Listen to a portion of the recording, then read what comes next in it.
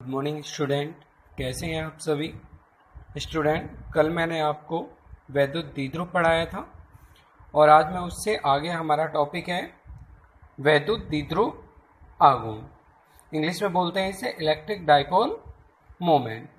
वैद्युत द्विध्रुव के बारे में मैंने बताया था आपको कि जब दो विपरीत प्रकार के आवेश एक अल्प दूरी पर होते हैं तो उसी को क्या बोलते हैं, हम वैद्युत द्विध्रुव बोलते हैं। वैद्युत द्विध्रुव आघूर्ण, इसकी डेफिनेशन क्या है। वैद्युत द्विध्रुव की रचना करने वाले दोनों आवेशों में से किसी एक आवेश का परिमाण, दो आवेश हैं जिसने द्विध्रुव बना रखा है, एक माइनस क्यू है एक प्लस क्यू है। यदि इनमें से कोई एक आवेश ले लें और उसका परिमाण यानी पॉजिटिव में आता है हमेशा, यानी कोई भी एक आवेश ले लें या माइनस क्यू या प्लस क्यू, दोनों आवेशों में से किसी एक के परिमाण वह आवेशों के बीच की अल्प दूरी कितनी है वो हमने मान रखी है 2L। अल्प दूरी कितनी है 2L, यानी एक आवेश का परिमाण और उनके बीच की अल्प दूरी के गुणनफल को ही क्या बोलते हैं, वैद्युत द्विध्रुव आघूर्ण कहते हैं और इसे स्मॉल p से दर्शाते हैं। इसका डेरिवेशन रूप देखिए, माना दो आवेश माइनस क्यू और प्लस क्यू है और उनके बीच की अल्प दूरी 2L है, तब वैद्युत द्विध्रुव आघूर्ण P इक्वल टू कितना हो गया, Q इंटू 2L, क्योंकि एक आवेश का परिमाण और उनके बीच की अल्प दूरी के गुणनफल को ही क्या कहते हैं, वैद्युत द्विध्रुव आघूर्ण। तो P इक्वल टू कितना आ गया 2QL। तो यहां से हम इसकी मात्रक निकाल सकते हैं। Q आवेश का मात्रक कूलाम, L लंबाई का मात्रक मीटर, तो इसका मात्रक क्या हो गया कूलाम मीटर। बीमा भी इसी तरह निकाल देंगे, आवेश की हम बीमा कई बार निकाल चुके हैं AT और लंबाई की L, तो ये क्या हो गया ALT। ठीक है स्टूडेंट, नए टॉपिक पे चलते हैं। नया टॉपिक है हमारा एक समान तीव्रता वाले वैद्युत क्षेत्र में वैद्युत द्विध्रुव पर लगने वाले बल युग्म का आघूर्ण। Couple on an electric dipole in a uniform electric field, English में बोलते हैं इसे। ठीक है, इंपॉर्टेंट टॉपिक है। ठीक, तो इसमें क्या बोला है, यदि किसी वैद्युत द्विध्रुव को एक समान वैद्युत क्षेत्र E, वैद्युत क्षेत्र को किससे दिखाते हैं हम, कैपिटल E में रखा जाए तो वैद्युत द्विध्रुव पर एक बल युग्म कार्य करने लगता है जो वैद्युत द्विध्रुव को क्षेत्र की दिशा में लाने का प्रयत्न करता है। इस बल युग्म को ही प्रत्यानयन बल युग्म कहते हैं।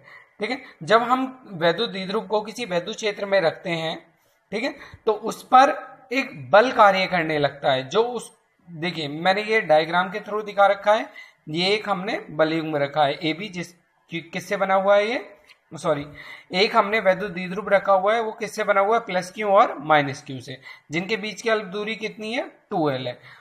ठीक है, और ये रेखाएं किसको दर्शा रही हैं, ये दर्शा रही हैं वैद्युत क्षेत्र को। ठीक है, अब इस पर आप देख रहे होंगे माइनस क्यू पर एक बल लगा हुआ है F और एक प्लस क्यू पर लगा हुआ है, जो इन रेखाओं के तो समांतर है। प्लस क्यू पर जो आवेश लगा हुआ है वो राइट हैंड साइड पर है और माइनस क्यू पर है जो लेफ्ट हैंड साइड पर है, यानी विपरीत दिशाओं में है, परंतु परिमाण दोनों का कैसा है, सेम, दोनों पे F ही लगा हुआ है। ठीक है, हमने मान लिया कितना कोण बनाकर रखा हुआ है, थीटा कोण बनाकर रखा हुआ है। तो माना द्विध्रुव AB वैद्युत क्षेत्र E में थीटा कोण बनाकर रखा गया है, जिस पर आवेश, ये जो वैद्युत द्विध्रुव किससे बना है, प्लस क्यू और माइनस क्यू, और इनके बीच की अल्प दूरी कितनी है 2L। तब E के, जब ये वैद्युत क्षेत्र E में रखा है तो इस पर एक बल कार्य कर रहा है और वो बल किसके बराबर है, F इक्वल टू किसके है, QE, आवेश गुणा वैद्युत क्षेत्र के बराबर होता है। तो परंतु विपरीत दिशा में लगता है, बल तो समान है लेकिन दिशाएं कैसी हैं, विपरीत हैं। यह द्विध्रुव को वैद्युत क्षेत्र की दिशा में, ये कोशिश क्या कर रहा है, ये कोशिश कर रहा है कि ये वाला बल तो इसे इधर की तरफ रोटेट करेगा और ये बल जो है इसे इधर की तरफ, ये कोशिश करेगा कि इन रेखाओं के समांतर लेके आ जाए इस वैद्युत द्विध्रुव को, इसे वैद्युत क्षेत्र की दिशा में घुमाने का प्रयत्न करता है। और इन बलों को ही, क्योंकि ये क्या प्रयत्न करते हैं, इसे वैद्युत क्षेत्र की दिशा में घुमाने का, इसलिए इसे कौन सा बल बोलते हैं, प्रत्यानयन बल युग्म। ठीक है, और इसका आघूर्ण, प्रत्यानयन बल युग्म के आघूर्ण को किससे दिखाते हैं हम, टो।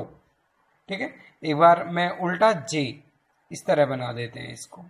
ठीक है, टो, मैंने यहां हिंदी में भी लिख दिया, इसे टो से प्रदर्शित करते हैं। ठीक है, टो इक्वल टू क्या हुआ, बल गुणा क्रिया रेखा की लंबवत दूरी आपने आघूर्ण पढ़ा होगा, बल गुणा बल की क्रिया रेखा की लंबवत दूरी। तो ये भी एक आघूर्ण है, प्रत्यानयन बल युग्म का आघूर्ण है, तो टो इक्वल टू बल इंटू लंबवत दूरी। बल कितना है? F। लंबवत दूरी, अब देखिए हम लंबवत दूरी निकालेंगे। ये क्या था हमारा, अगर आप देखें मैथ के स्टूडेंट है, ये वाला कोण थीटा, यहां थोड़ी कम जगह थी, मैंने यहां नीचे दर्शा दिया है ये थीटा। हमको क्या निकालना है? ये वाली, ये लंबाई निकालनी है इसकी। ये कर्ण हो गया, ये लंब हो गया। तो लंब और कर्ण में किसका फॉर्मूला लगाते हैं हम? साइन का। साइन थीटा इक्वल टू क्या होता है? लंब बटे कर्ण। ये किससे दिखा रखा है हमने? ए बी, इसको मान सकते हैं आप सी। तो लंब कितना है? ए सी अपॉन ए बी। तो यहां से आप ए सी की वैल्यू फाइंड कर लेंगे। ए सी इक्वल टू कितना हो जाएगा? ए बी साइन थीटा, और ए बी की वैल्यू कितनी है? 12, तो 12 साइन थीटा। तो ये वैल्यू मैंने यहाँ पर डायरेक्ट रख दी है। लंबवत दूरी कितनी होगी? 12 साइन थीटा। तो f की वैल्यू मैंने अभी बताई, किसके बराबर होता है? क्यू ई के। तो वो f की वैल्यू पुट कर दो, तो tau equal to Q E into 12 sine theta. Tau equal to कितना आ जाएगा? 2q l। मैंने 2q और l को एक साथ ले लिया और ई साइन थीटा अलग निकाल लिया। 2q l क्यों लिया? क्योंकि ये क्या बनाता है, मैंने अभी आपको फॉर्मूला बताया था, ये देखिए P इक्वल टू क्या होता है? 2q l। तो यहां पे क्या रख देंगे हम? 2q l की जगह P रख देंगे, वैद्युत द्विध्रुव। तो वैद्युत द्विध्रुव आघूर्ण टो इक्वल टू हो गया वैद्युत द्विध्रुव इंटू वैद्युत क्षेत्र की तीव्रता इंटू साइन थीटा। तो ये आपका फॉर्मूला बन के आ गया, tau equal to P sine theta. इसका मात्रक क्या होगा? यहीं से निकाल सकते हैं मात्रक, बल गुणा लंबवत दूरी। बल का मात्रक न्यूटन और दूरी का मात्रक मीटर, तो न्यूटन मीटर।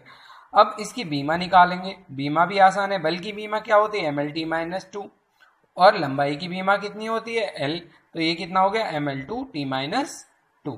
ठीक है, अब हम एक इंपॉर्टेंट टॉपिक की तरफ चल रहे हैं। ये इंपॉर्टेंट टॉपिक है, वैद्युत द्विध्रुव के कारण अक्षीय स्थिति में किसी बिंदु पर वैद्युत क्षेत्र की तीव्रता।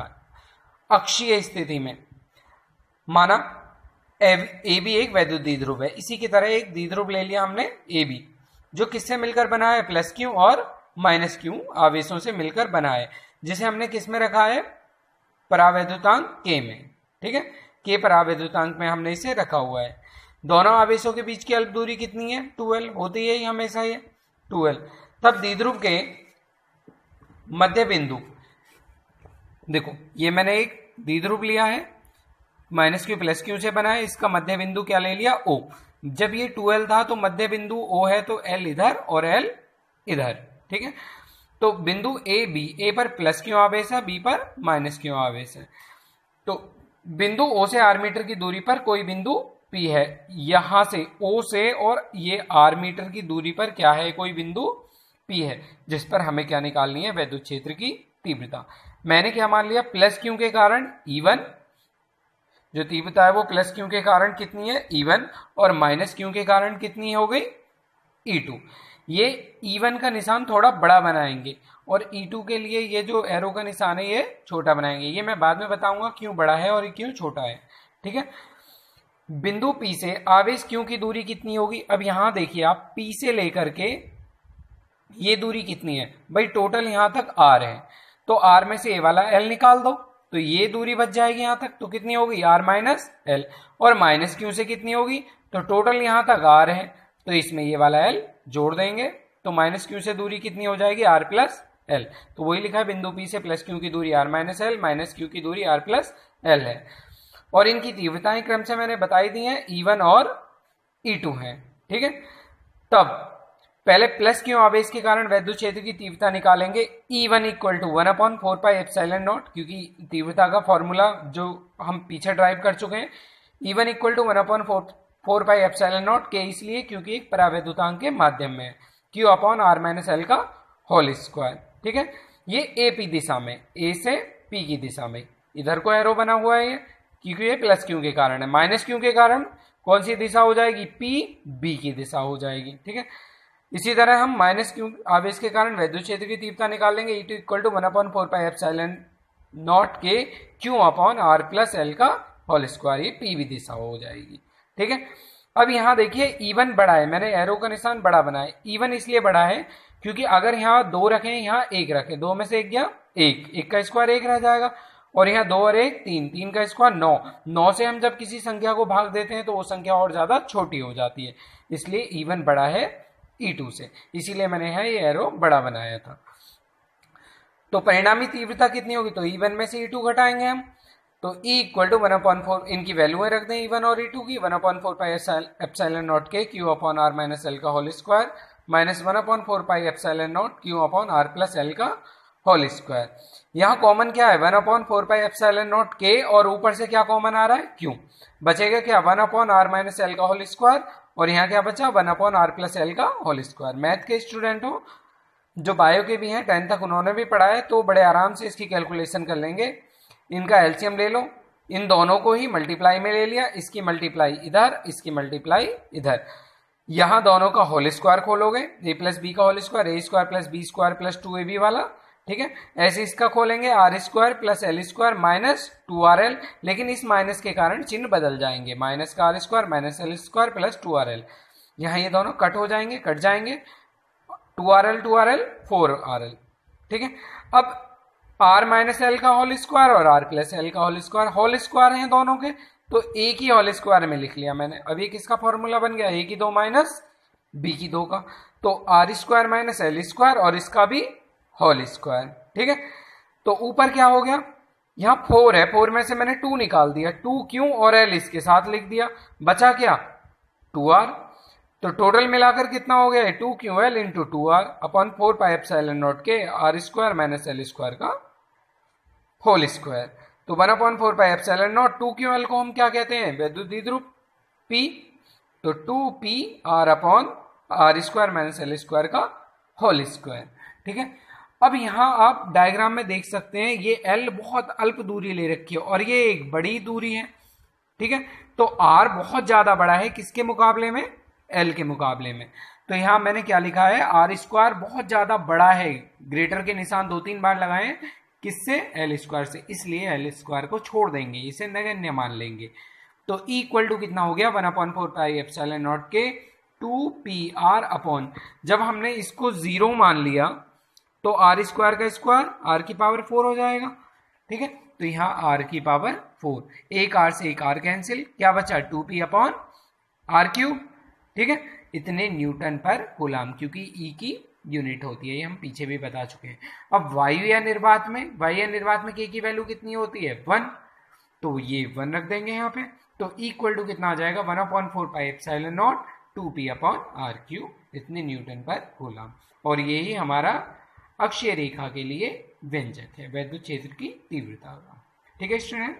Okay bye.